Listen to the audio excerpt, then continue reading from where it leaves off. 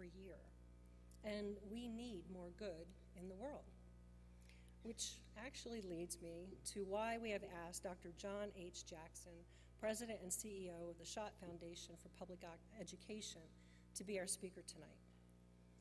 Dr. Jackson has served in several leadership positions at the NAACP, including the Chief Policy Officer and the National Director of Education. He's taught race, gender, and policy at the Georgetown Public Policy Institute. He was an appointee of President Clinton, and one might suggest perhaps just the first President Clinton. Who knows? I couldn't help it. But he was an appointee of President Clinton as a senior policy advisor in the Office for Civil Rights at the U.S. Department of Education. And he also served on the Obama-Biden transition team as a member of the President's Education Policy Work Group.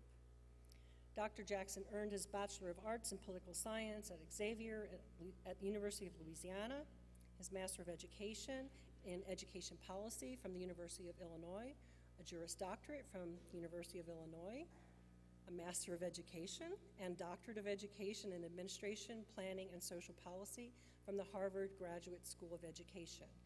I'm wondering if you're still in school, because but I have to say, it's not just his academic pedigree that is impressive. It is the work that he's doing as the leader of the Schott Foundation that I believe will really speak to us tonight. The mission of the Schott Foundation is to ensure a quality public education for all students, regardless of race or gender, which means that Dr. Jackson's work is situated at the intersection of some of the most pressing social problems of our day in order to create opportunity and change. Dr. Jackson speaks the language of a social worker, so we might just adopt him here tonight. His is most definitely a strengths perspective, and what I mean by that is not what might be considered a sort of softer, Pollyannish, let's look for the silver lining kind of strengths perspective. Not just about finding good, but actually doing good, the hard work of doing good, by finding and creating leverage points for change to ensure equal opportunity and possibilities. He reminds us that there is progress in programs, but there is power in policy, and that's what we need to be focusing on. Since we gathered together a year ago, we have witnessed example after example, incident after incident, of the deep, frightening, and I would say even ugly fissures that we have in our society along the lines of race, ethnicity, class, and gender that go far beyond our interpersonal relationships but are embedded in our systems and social structures. It's been a reminder to me and many of us that we need to ensure that we teach and reach beyond the approach of changing the world one person or one social worker at a time, but to think about changing the world one system at a time. I am sure that Dr. Jackson is going to inspire and challenge us to think about these things tonight. I thank you for being here with me, and I thank him for joining us. Dr. Jackson.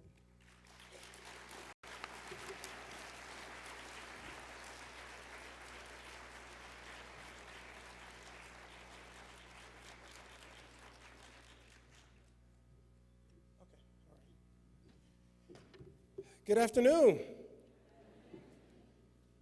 It is a pleasure to be here with you all. And Darla, no, I am not in school. You mentioned all of the degrees, but you didn't mention the college loans that come with those degrees. So I'm not in school anymore, but I am still paying those loans. So it's a pleasure to be here with you all, especially to see you sitting in the seats. I came here, I'm working on East Coast time, so I got in and I knew that we were supposed to start at 6:30, but again, I'm working on East Coast time. So I actually showed up at 4:30 and there was no one here. And in the back of my head, I said, Darla, that wrist didn't work. But I'm glad to see you all here. Thank you, Darla, for your leadership and being bold enough to try something different, because we are in a time and season where what we are doing in the normal course isn't good enough, and we have to do new things.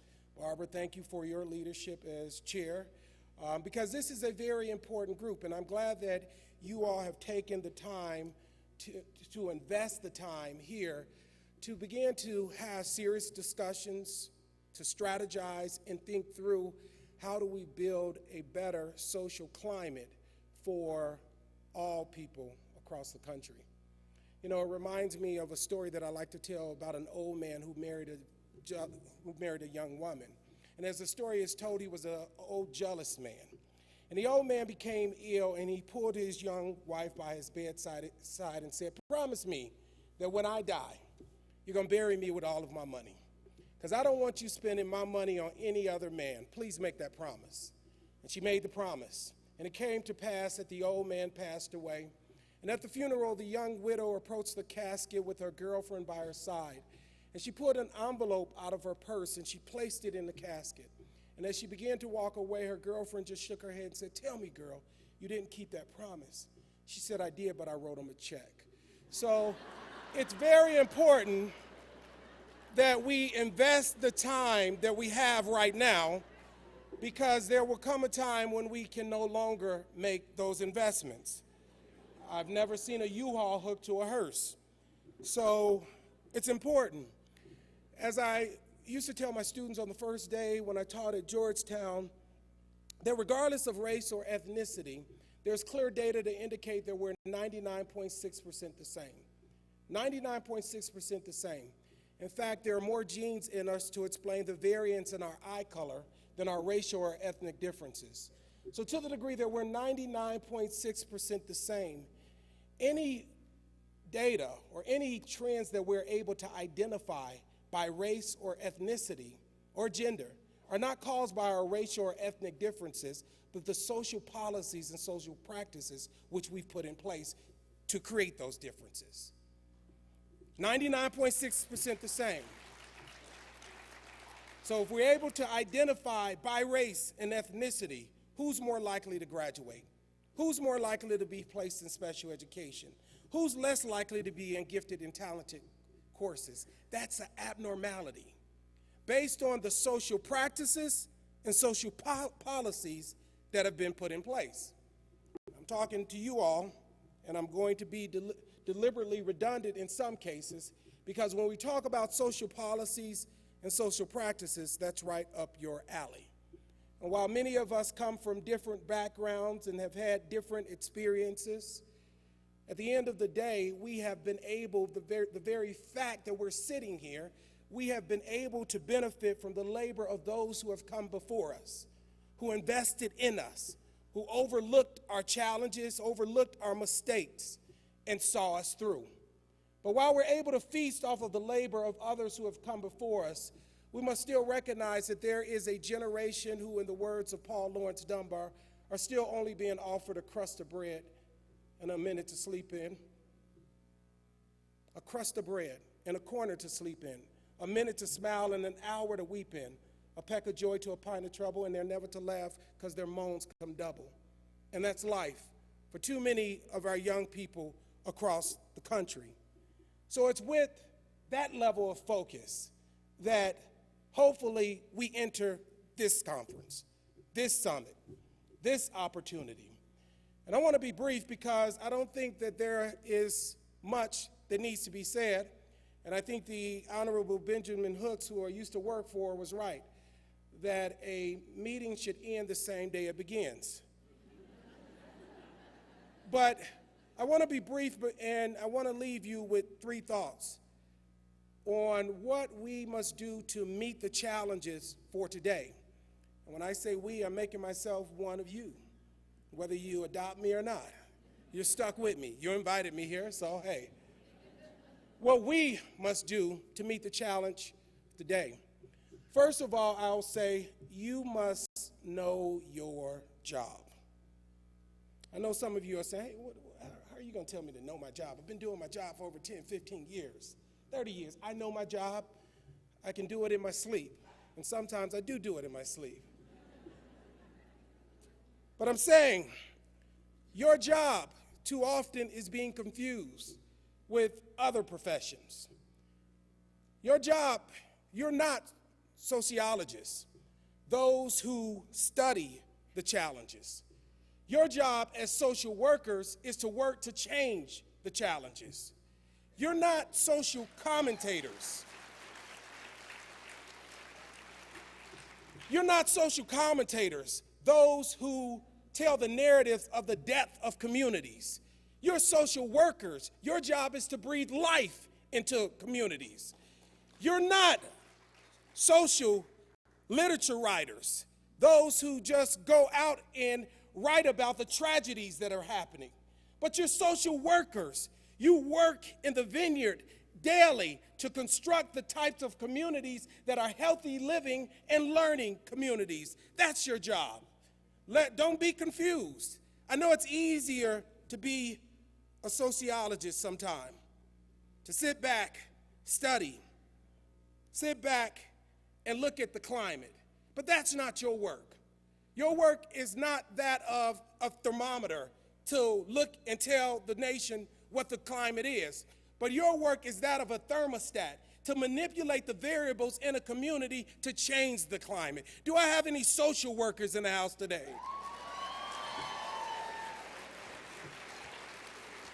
Know your job. And because you know your job, the very nature of your job is disruptive to the current system. And it's not just a step back to talk about I wish I had, but the very nature of your job will cost you some friends, right? You chose to go in this, I didn't, right? And if you didn't know, fellows, you're here now. But the very nature of your job is to begin to work as revolutionaries. You know, revolutionaries are those who go against the existing current.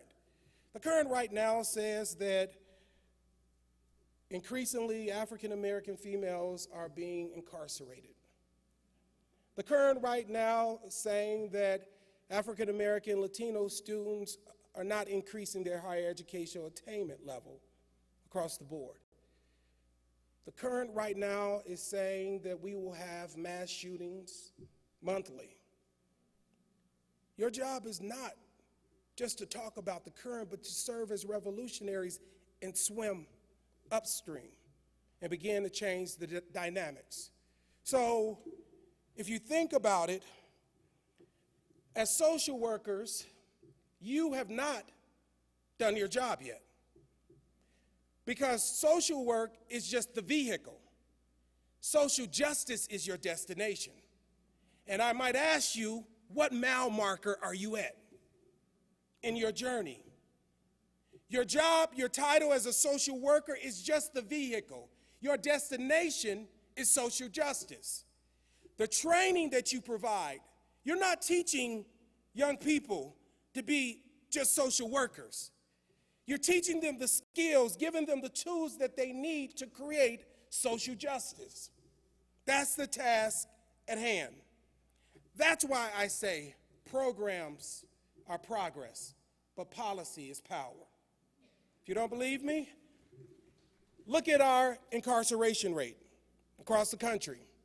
If you ever look at the data relative to incarceration rates and look at them through the 60s and 70s, they're pretty consistent. But then if you look at the early 80s, there's a 45-degree, 90-degree spike in the incarceration rate specifically for African American Latino males. Now looking at the data, one might say that there was a conference like this one where they pulled together a lot of African American males and Latino males, and they said, we are going to commit more crimes, we're going to get caught, and we're going to jail. Break, let's do it. But that's not what happened. What happened was in the early 80s, in the Reagan administration, they changed the policy as it relates to incarceration for nonviolent drug offenses, caused a 90-degree spike. During the Clinton-Gingrich administration, they doubled down on that, and that changed it. So we can't come up with just a program. We're not going to program our way out of this. We've got to create the policies and practices with the force that's equal enough to change what has been put in place. So the programs, that's progress. But the macro matters, right?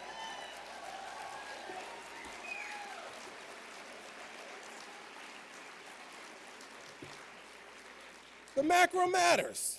It's a no-brainer. And you all, while there are those who want to sell you the program, they say, well, I'll give you a few dollars to set up the program.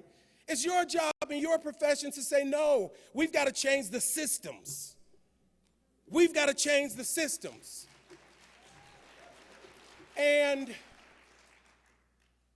I'm not negotiating on that point because I'm glad that you all are here because you all are it.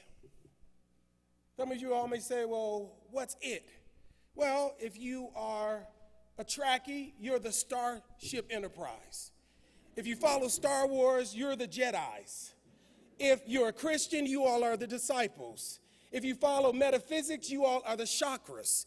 If you follow the universe, you all are the stars. If you follow hip-hop, you are the clique that can go 0 to 100 real quick. Some of you still don't get it. You are what King is to civil rights, what Chavez is to the labor movement, what Mahalia Jackson is to gospel music, what Serena is to tennis, what Jay-Z is to hip-hop, what iPad is to music, what Batman is to Robin, what peanut butter is to jelly, what red beans is to rice. You're it. Look at your neighbor and say, I'm the it.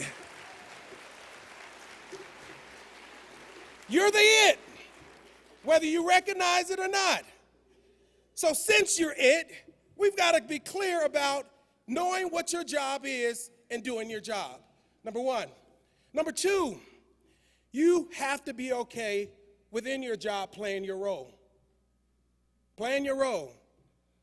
Now, I know that it's difficult because sometimes we see someone else's role and it looks much more attractive. And we believe that we can play our role and their role. And sometimes we wish our role was their role and their role was our role.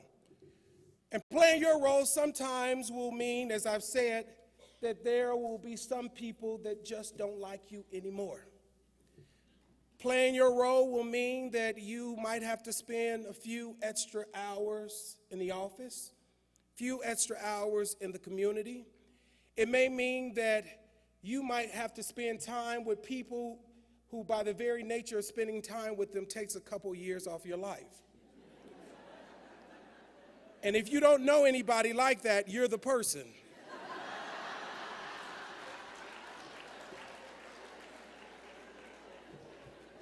Playing your role means there are some spaces that you have to walk in where others are running from. Couple of weeks ago, I was in New Orleans, and I had an opportunity to sit down with Trayvon Martin's mother. And after everything that she had experienced, all of the pain she had experienced, she talked about spending days on the floor in her bedroom. A real physical pain. Pain that, admittedly so, she said most people would never feel. And then she talked about the morning, the day that she got up. And she said, I got up because I recognized that, and God gave me the strength to answer my call. And many of us have to recognize that there is a calling that we have been given that is specifically for us, that if we don't answer, the universe is not as strong because of our failure to answer that calling. What's for you is for you. It may not mean that your name is going to be in the lights. It may not mean that you get the attention or you get the position, but it's your calling. It may mean that you may have to spend some extra time understanding a generation that we just don't understand sometimes. Because the social work, the construction of healthy living and learning communities is different than it was 10 or 15 years ago. You know, some of us were born during a time when there were only 32 channels on the television. Some of you all was fewer than that, but I won't point you out. Some of you all remember when the television would come on, then at 12 midnight, the Star Spangled Banner would come on, and the whole television would go off. This generation that we're dealing with has over 800 stations. And if they're not getting the information there, they're getting it from the internet. And if they're not getting it there, they're getting it from their cell phones. They're processing more information in a day than many of us had to process in a month.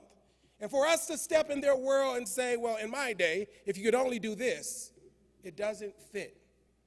So it takes understanding and giving some value to a generation that we don't totally understand so that we can connect. How many of you all know that you can't help people that you can't reach? Right? I remember when I was in junior high, and it was long before Harvard, long before law school, and I was cutting up in literature class. And my teacher kicked me out. Not once, twice. And I was walking down the hall one day, and I was rapping. I said, I've been in this game for years. It's made me an animal. There's rules to this stuff. I wrote me a manual, a step-by-step booklet. And he said, come here.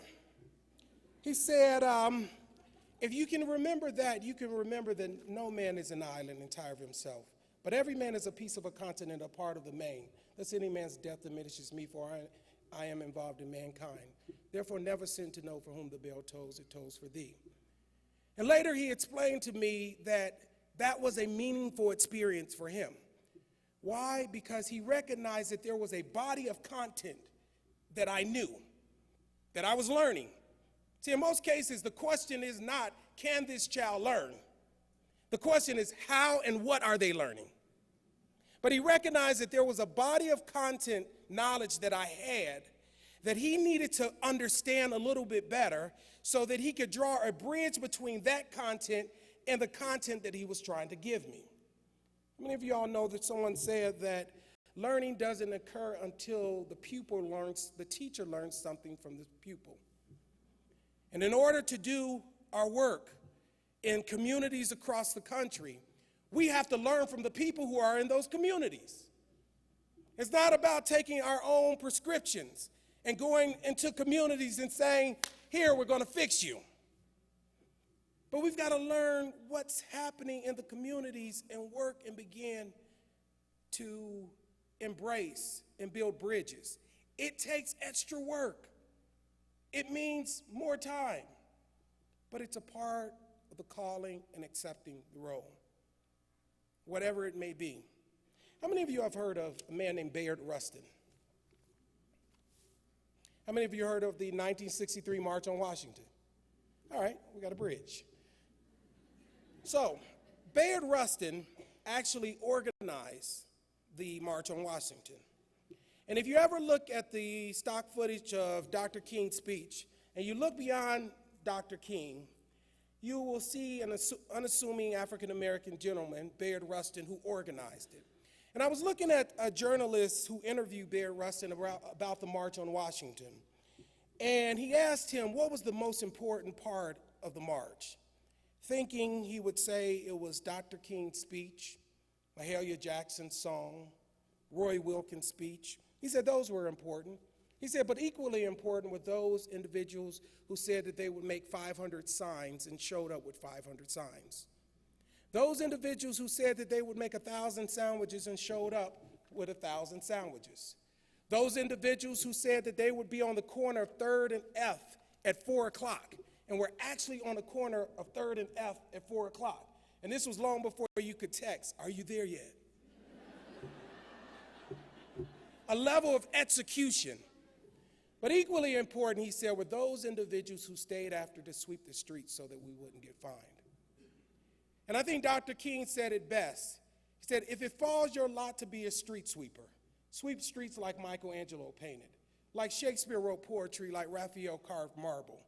Do it so well that the host of heaven and earth will say, there lived a great street sweeper who swept his or her job well.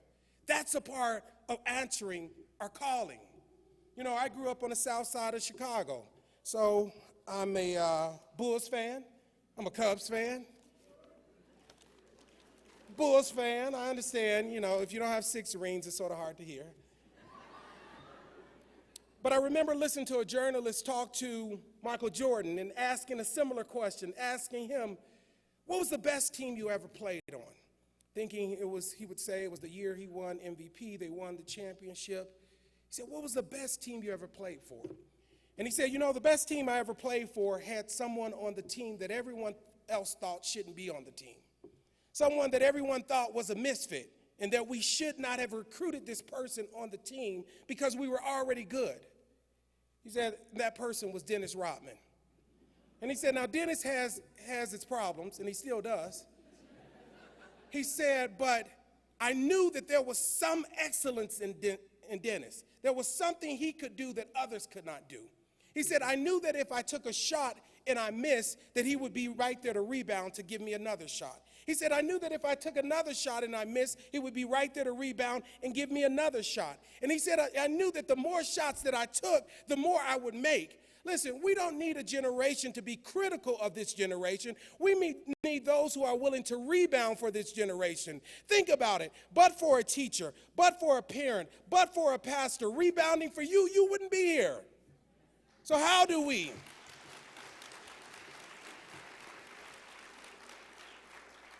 You all are rebounders.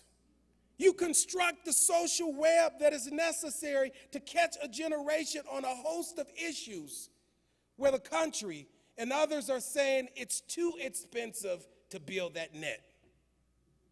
It's too expensive. It takes too long. It's not worth it. They're not worth it. In education, we see this each and every day, and we've been talking more and more at the Schott Foundation about what if we gave every student a personal opportunity plan that outlines the additional academic, social-emotional, and health supports that they need. Academic, whether it's additional tutoring, ELL support, year-round learning. Social-emotional, there's clear data that indicates having a mentor actually helps. And I think it's good that people mentor on a volunteer basis, but if we know that it actually works and it's necessary for a significant group of students, then it should be a part of the main budget, paid for out of state and city coffers, right? Y'all slow on that one, huh? I know, I get it. I know some people are saying, well, how are we going to pay for this? Our state is strapped, coming out of recession. But you pay for probationary officers in that budget. And through that process, it often leads our students to go to places that it costs more to keep them there. So it seems to me that social workers would propose an opportunity budget, that we invest on the front end so that we can have mentors, so that we would reduce the number of beds on the back end, and there would be some cost savings, right?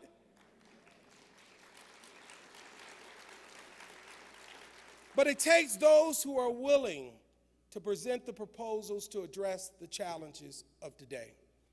So we got to be willing to know your job. You've got to be willing to answer your call. And lastly, you've got to be willing to do something that a little boy had to teach his father. Father was reading the little boy a bedtime story. And he finished the story and kissed his son on the head. And as he began to walk out, his son said, Daddy, can you bring me a glass of water? Father said, son, you had all day to get water. Finish the story. It's bedtime. I'm not getting you water before you go to bed. Good night, son. Father gets back up, begins to walk out. And here's his son again. Daddy, can you bring me a glass of water? Father, a little upset. He said, son, I'm a little upset. I just explained to you I'm not giving you water before you go to bed. I'm a little perturbed. If I have to come back in here, I'm going to have to come back in here to spank you. Good night, son.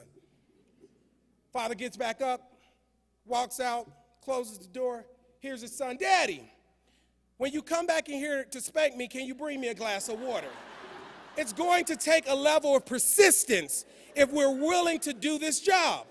It's not going to happen overnight. But it's going to take a level of persistence. How do I know? Because when I was in 4th grade, long before Harvard, long before the University of Illinois, 4th grade, I'd been acting up at school again, and they wanted to kick me out. And it took a woman who came up to the school who wasn't a social worker. She didn't have a PhD. She wasn't a CEO, but she was just my grandmother. And she went up to the school and she said, you will not kick them out, but you will educate them. You will not kick him out, but you would educate him. And I thought that I should be kicked out. I looked at my own record. She said, stand back, son. You will not kick him out, but you would educate him. And I thank God that, and I thought she was foolish, but I thank God that she was foolish enough to believe that I could learn. We don't need individuals with just CEOs or presidents or PhDs, but we need individuals who are foolish enough to believe that all students should have a chance, that we can create the type of social structure, those type of social policies to give all students a chance. So the only question that remains is the rhetorical question that Shakespeare spoke through the mouth of Hamlet. To be or not to be, that is the question. Whether it's nobler for our children to suffer the slings and arrows of outrageous misfortunes, or for us to pick up arms against a sea of troubles and through direct opposition end them. To be or not to be, that is the question. And social workers, the answer is in your hands. God bless you all.